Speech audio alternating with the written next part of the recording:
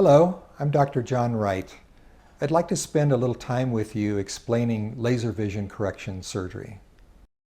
Many of you know that I have been in practice since 1982, and I have been involved with laser vision correction since 1991, and in fact I was part of the original FDA study. Sometimes patients ask me if I've ever had LASIK performed on my own eyes, but I'm one of the lucky patients who was born with 20/20 vision. However, family and staff have had the procedure, and almost everybody in our office has had this done. So how do we use the laser to correct eyesight? For nearsighted people, we're trying to flatten the curvature of the cornea. The cornea is this clear window on the front of the eye. For farsighted patients, we're trying to steepen the curvature on the cornea. And for patients with astigmatism, we're trying to make the cornea round. If I use this little ball to represent an eye with astigmatism, you could see that it has two separate curvatures. And what we do with the laser is to put a new contour on that cornea to make the cornea then round. We normally will use the LASIK approach when we do this, and with LASIK we are creating a thin flap on the front surface of the cornea. The cornea is this clear window on the eye. We have a special laser that creates a thin flap about 20% depth of the cornea, and I'm representing that flap by this little thin piece of plastic. We then take the flap and we fold it back out of the way, and then we reshape the next layer down with the laser. We recontour this area here. When we're finished, we reposition the flap back over the cornea again. And the main reason we do this is for pain control. The flap has covered up the area that was lasered, so it's hiding all those pain fibers underneath the flap. And since we haven't disturbed the front surface of the cornea, most people, when they wake up the next morning, are able to see well enough to drive themselves into the office. However, not everybody can have LASIK. In some patients, the cornea may be too thin for us to create a flap on it, because we do have to respect the thickness of the cornea and avoid thinning the cornea too much. And in some patients, they may have an abnormal topography pattern. During your pre-op exam, you'll have a topography picture made of your eyes. If we detect any abnormal patterns on your topography that would not make it safe to do the LASIK approach, sometimes we can use the PRK approach instead, so that we're making the treatment very shallow on the surface of the eye. In this case, we would use the same laser, same software, everything's identical, but instead of doing the surgery underneath a flap, we'll actually do your laser treatment right on the front surface of the eye. We call this technique PRK, which is an abbreviation for photorefractive keratectomy. This is a technique that has been used by the Air Force on their pilots for many years, so you know that it gives a good vision result. The main difference between LASIK and PRK is that the PRK has more postoperative pain, because we've created about an 8mm abrasion on the front surface of the cornea. It takes about 4 days to heal from PRK. We have to give you stronger painkillers on the level of Demerol, and we have to give you some anesthetic drops to help you through those 4 days. You would not see well enough initially to drive a car, to work, or even to use your computer. So it's important that if you have the PRK approach, that you pick a time where you can be out of commission for about 4 days. Your vision will start to come back usually on about day 5, but it will take several weeks for your vision to catch up to where you would have been if we had performed the LASIK technique. The laser has a fairly wide range of application. We can correct low levels of nearsightedness ranging from half a diopter up to around 12. And for farsightedness from also about a half of a diopter up to about 6. Now, if you're outside the range of the laser, we may recommend the implantable contact lens or possibly even a lens implant. Any patient who's age 42 or above will need reading glasses following LASIK due to the natural aging changes inside the eye. As part of the normal aging process, the lens continues to get larger from the time you're born until you die. And as it gets larger, it also gets bulkier and less flexible. About age 42, people first start to notice that they are no longer able to see fine print as well as they used to. So anybody who's having the laser performed that's age 42 or above is likely to need reading glasses following the treatment. LASIK won't accelerate the normal aging changes in the eye, so it should be similar to what you're experiencing right now with contacts or glasses. The only way around this problem right now is through monovision. With monovision, we actually set one eye for distance and the other eye for reading. Not everybody likes having the two eyes separated like that, so we try to simulate it with contact lenses first so you can kind of test drive it before we do anything permanent. Not everybody likes monovision. It's fairly black and white. When we do this demonstration for you, you'll either like it or you probably won't like it. I would say about 1/3 of the patients choose monovision, and probably 2/3 of the patients prefer to have both eyes set for distance and then use reading glasses for their close work. There are certain contraindications to having LASIK. One in particular is called keratoconus. Keratoconus is a condition where the cornea is actually cone-shaped, and it's actually thin and abnormally weak, so any type of laser treatment on a patient with keratoconus should not be done. That could be detected at the time of your pre-op exam when we do the topography pictures. Other contraindications would be if you've ever had herpes simplex on the cornea, and that has a very specific pattern. That means you went to an eye doctor, they looked at your cornea and diagnosed it. You should not have this done because this is an ultraviolet wavelength that could reactivate the virus and cause scarring. Pregnancy is a relative contraindication.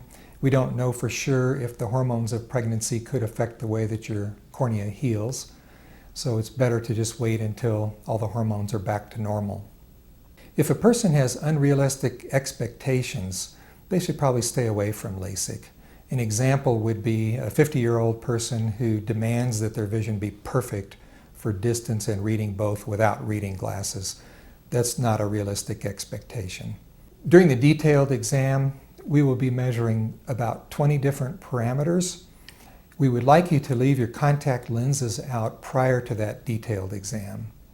If you're wearing soft contact lenses, I'd like you to leave your contacts out for about a week if they're daily wears. If you wear them extended wear, they should be out for about 2 weeks. If you're wearing gas-permeable hard contact lenses, those should be out for about 4 weeks or until stable. It could take 6 weeks or even a couple of months. On the day of surgery, plan on being in our facility for about 2 or 3 hours.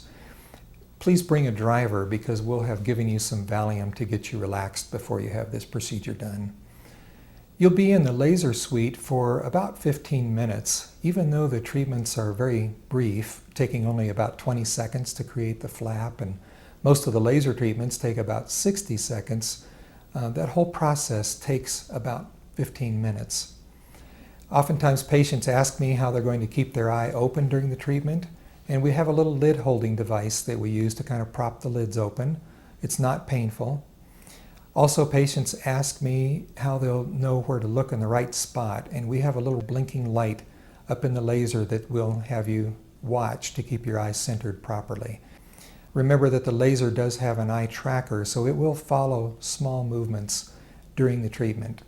Patients ask me, is there any pain with this procedure? And the answer is no, with the exception when the flap is being created, you'll feel kind of an intense pressure sensation around the white part of your eye. We use a little suction ring that suctions onto the white part of the eye, and it totally immobilizes your eye while the laser is scanning that flap for about 20 seconds. So you'll feel kind of an uncomfortable pressure feeling that lasts about 60 seconds, and actually your vision goes dark during that step. And other than that, the entire process is comfortable. Most people have both eyes treated at the same time just for convenience, but it really makes no difference to me. If you prefer to see how your first eye turns out before you do anything with the second eye, that's perfectly fine. With LASIK, there's little or no pain following the procedure. However, as I mentioned earlier, with PRK, it is uncomfortable, and we will use Demerol painkillers along with anesthetic drops to help keep you comfortable. With PRK, the anesthetic drops wear off in about 30 minutes, so it's impossible to get a good night's rest if you're putting drops in every 30 minutes.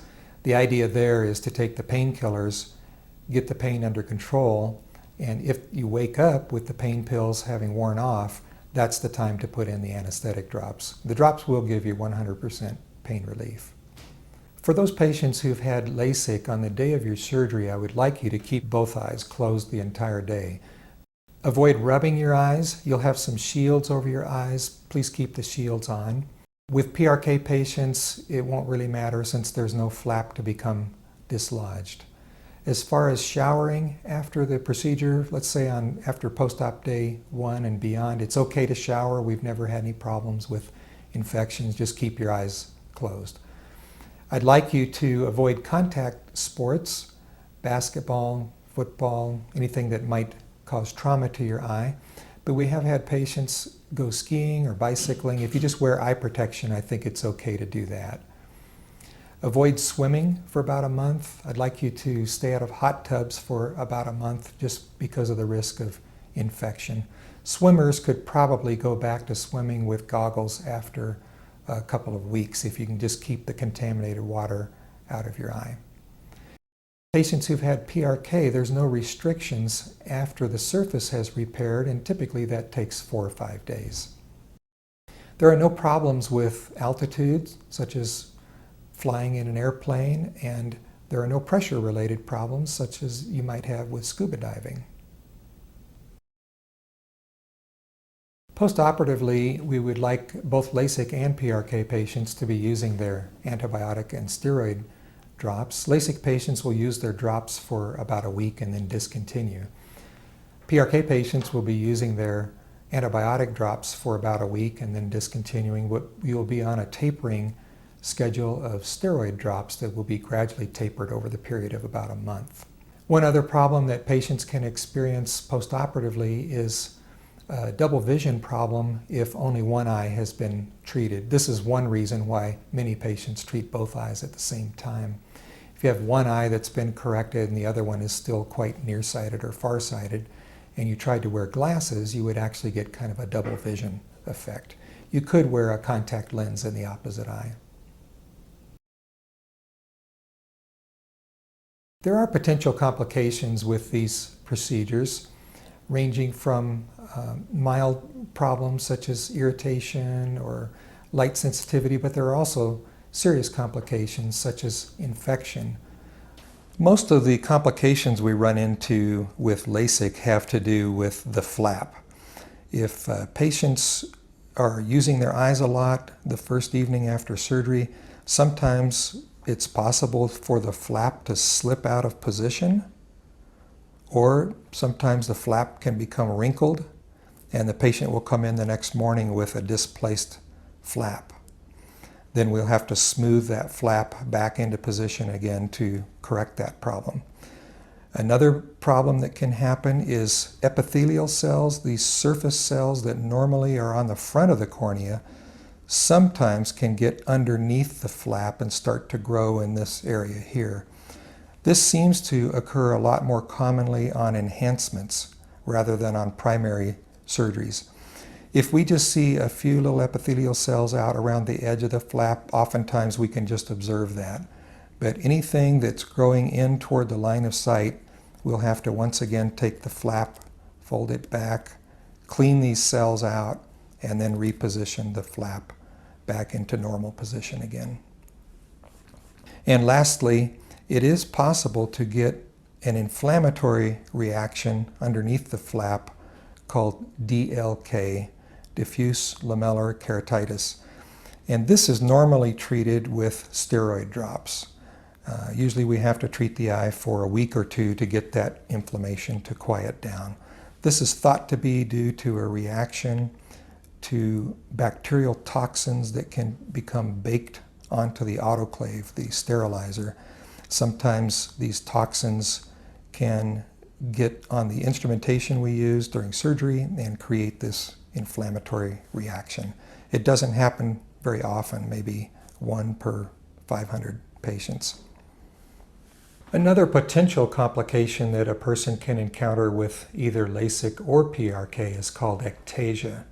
Ectasia occurs if the cornea has been thinned to the point where the cornea has been weakened. When that happens, the corneal curvature itself will start to bow out like a weak spot on an inner tube. This is a very difficult problem to correct. The only way to see again clearly would be with a hard contact lens. The worst complication I can think of, other than death of course, would be blindness. And so far we've never had a case of blindness. The more common problems that we do run in from time to time would be when we didn't get the curvature on the eye exactly where we'd like it to be. Since people are not made out of plastic, it stands to reason that we will get different responses from different patients' tissue. So we may get more of a response from one patient, so perhaps the corneal curvature is too flat, or perhaps it's too steep, or we didn't get the astigmatism perfectly corrected, so it's not perfectly round. So there's about a 10% chance you might require enhancement work. If you need enhancement work, we typically do that after about 3 months of stabilization. If you have very large pupils under dark lighting conditions, there's some chance that you would see halos around bright light objects at night. We can't laser your entire cornea. That would thin the cornea too much. So we laser the central area that you actually look through. And if you could envision for just a moment, let's say we used a treatment zone that's about this size, but your pupil actually dilates out this wide, there is some chance you would see reflections off the edge of that treatment zone that you would perceive as a halo or a ring around lights. You can still see through the halos and the rings, but it's just something that could be there, and we just like our patients to be aware of every possibility if it's more likely in your particular case. One of the most difficult complications that we do not see very often, maybe 1 in 500, is called irregular astigmatism, where despite best technology and best medical efforts, the surface of the cornea can heal in kind of a ripply-like pattern. I've taken a piece of paper and crumpled it to use as an illustration, so you can see how complex a pattern that is, and it's very difficult to smooth that in a very precise fashion. I think that technology is coming where we'll be able to correct these complex patterns in the future, but if that were to happen, your vision would probably be best correctable to maybe the 20/30, 20/40 level, and you would not be able to get clear vision with spectacles again. You would probably have to wear a hard contact lens in order to restore 20/20 vision. So technology is coming, perhaps in a few years it will be able to correct this problem. Infections are another serious problem. Fortunately, we've only had 1 infection in the past 33,000 cases, so it's very rare complication, but if you use your drops, that should help decrease the likelihood of that happening. If you should require an enhancement, I'll be happy to do this for you as long as you would like to have it done and it's medically safe. Once in a while, if there's not enough corneal thickness to work with, we can't go any further for safety reasons. When we do enhancements, we don't have to recut the flap. That's the riskiest part of the entire surgery, so we just take the existing flap and peel it back and do our reshaping and then put the flap back like we did on the initial procedure. PRK patients do have to go through PRK a second time. I wish I could give our patients a guarantee of 20/20, but I think no surgeon has the ability to look into the future in advance and know exactly where their patient's going to turn out. But we do everything that we can to try to make that happen. Our results over the years have shown that 95% of our patients achieve 20/25 vision or better, and we have about a 10% enhancement rate. In conclusion, please feel free to ask our staff if you have any further questions that weren't covered on this tape. We're here to provide the best surgical results and the most pleasant experience that we can. Thank you for trusting us with your eyes.